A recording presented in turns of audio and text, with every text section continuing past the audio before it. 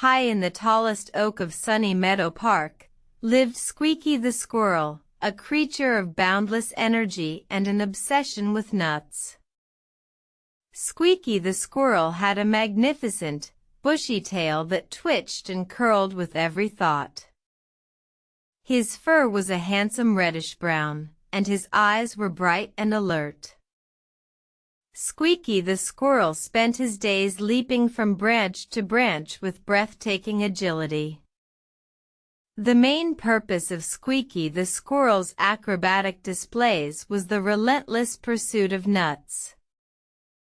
Acorns, walnuts, hazelnuts, pecans, Squeaky the Squirrel loved them all. Squeaky the Squirrel wasn't just a collector. Squeaky the Squirrel was an artist of nut storage. Squeaky the Squirrel had hundreds of secret caches hidden throughout the park.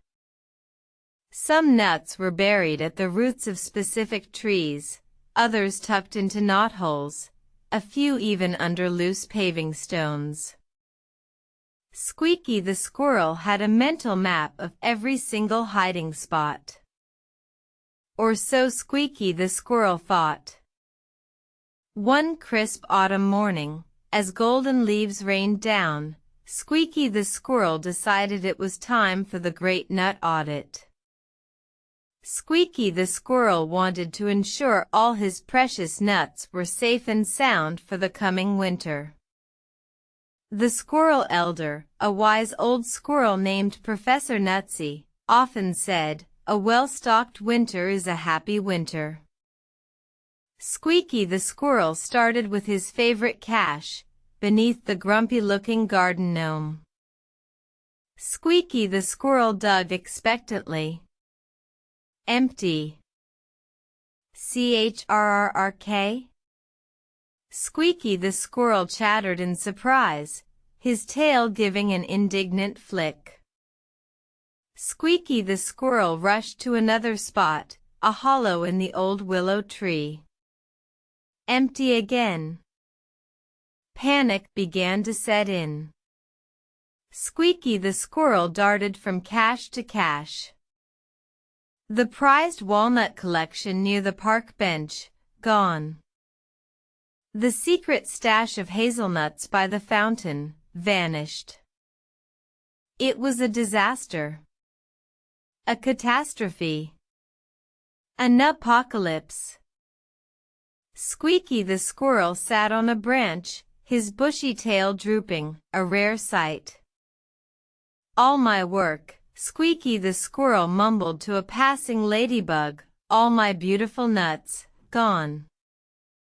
Other squirrels in the park noticed Squeaky the Squirrel's distress.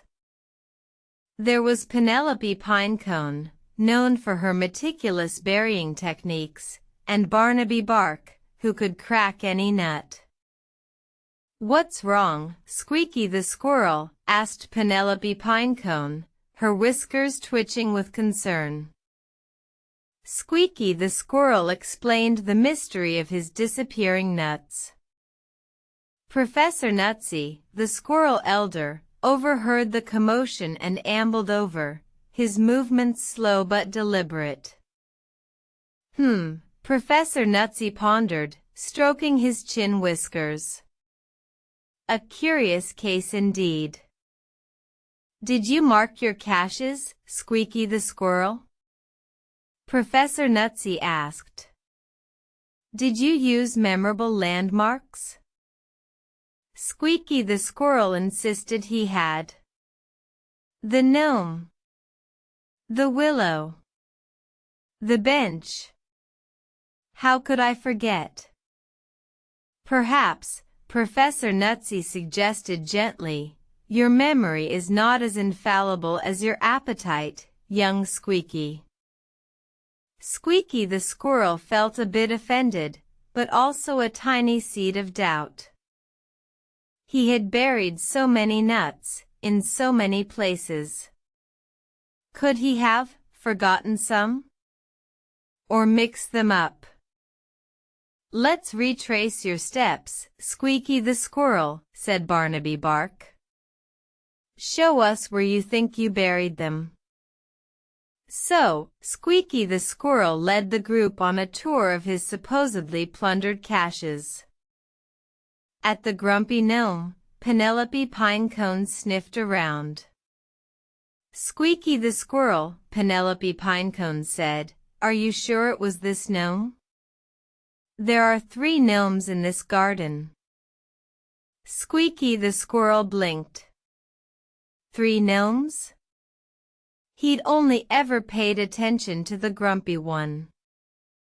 They checked the other gnomes. Under the cheerful-looking gnome, Squeaky the Squirrel dug. Success! A pile of perfect acorns. Squeaky the Squirrel's tail gave a hopeful twitch. Next, the willow tree.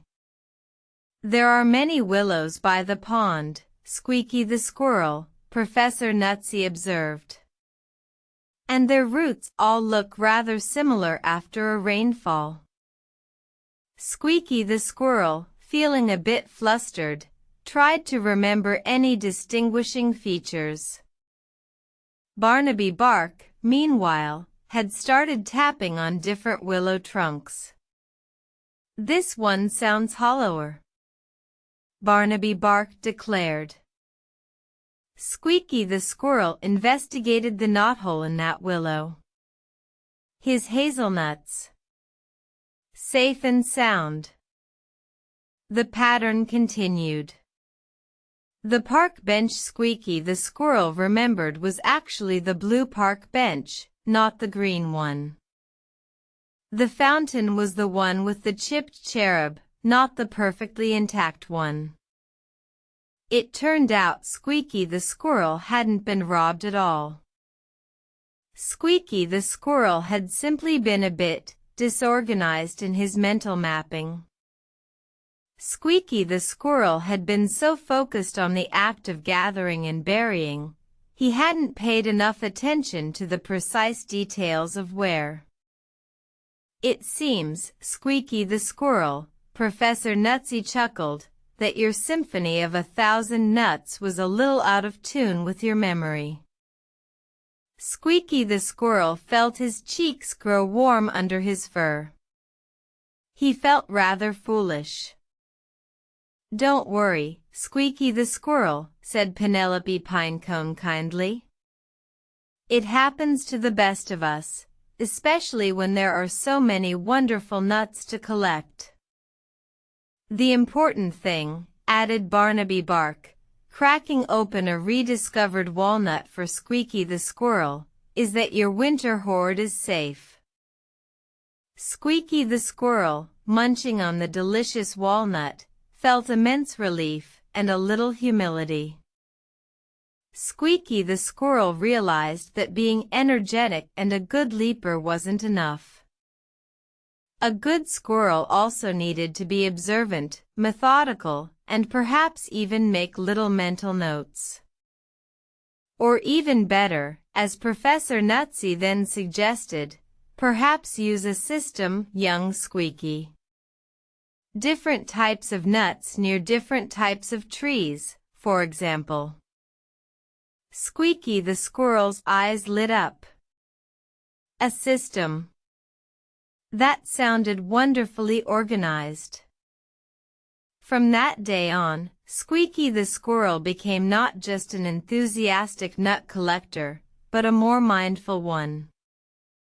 Squeaky the Squirrel started noticing the unique patterns on tree bark, the specific shapes of leaves, the subtle differences between gnomes. Squeaky the Squirrel's mental map became clearer, more detailed. And Squeaky the Squirrel learned that asking for help from his squirrel community wasn't a sign of weakness, but a way to learn and improve. Winter arrived, and Squeaky the Squirrel, thanks to his rediscovered and now better organized caches, had a very happy and well-fed season.